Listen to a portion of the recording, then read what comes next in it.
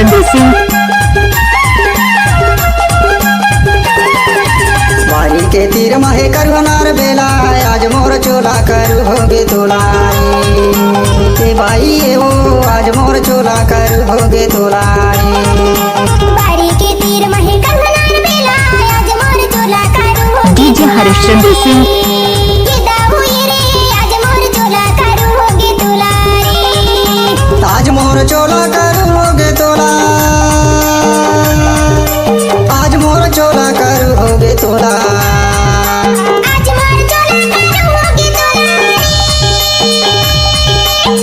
मोर चोला कर होगे तोला। डीजे हरिश्चंद्र सिंह।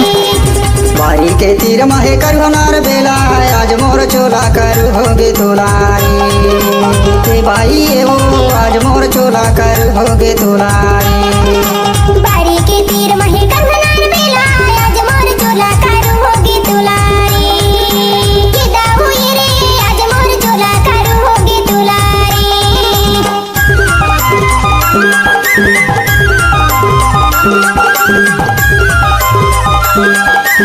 डीजे हरिश्चंद्र सिंह।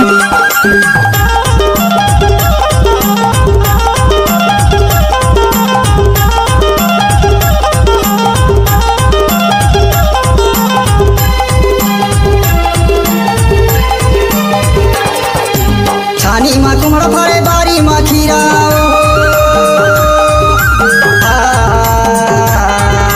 छानी मा कुमड़ फड़े बारी मा खीरा आगे से आनी तकनी हम पीरा आज मोर चोला डीजे हरिश्चंद्र सिंह।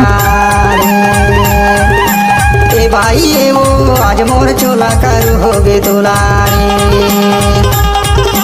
बारी के तीर महे करुनार बेला आज मोर चोला कर होगे तोलारी ए भाई ए वो आज मोर चोला कर होगे तोलारी।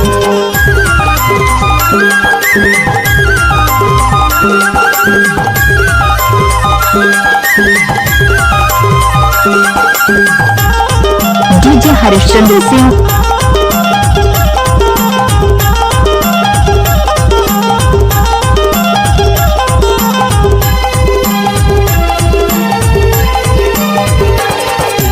कौन पिसे नन मिर्चा कौन पिसे धनिया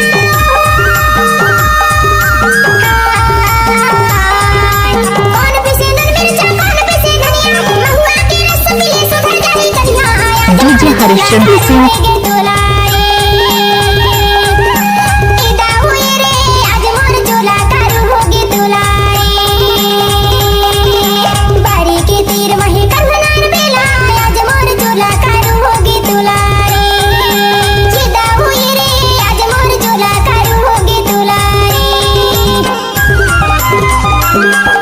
डीजे हरिश्चंद्र सिंह।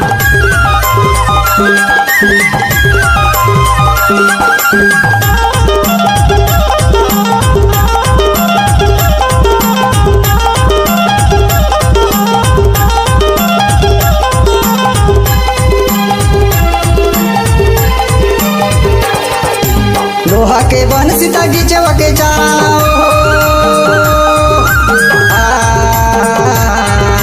लोहा के बन सीता गिचवा के हरिश्चंद्र सिंह। कर बकर हो गए ककरा बिचारा आज मोर चोला कर होगे तोलारी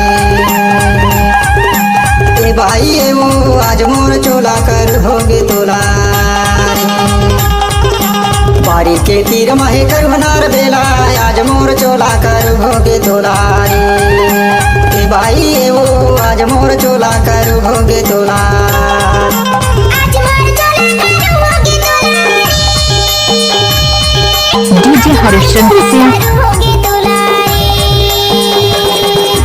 बारी के तीर महे करुनार बेला आज मोर चोला कर होगे तोलारी ए भाई ए वो आज मोर चोला कर होगे तोलारी।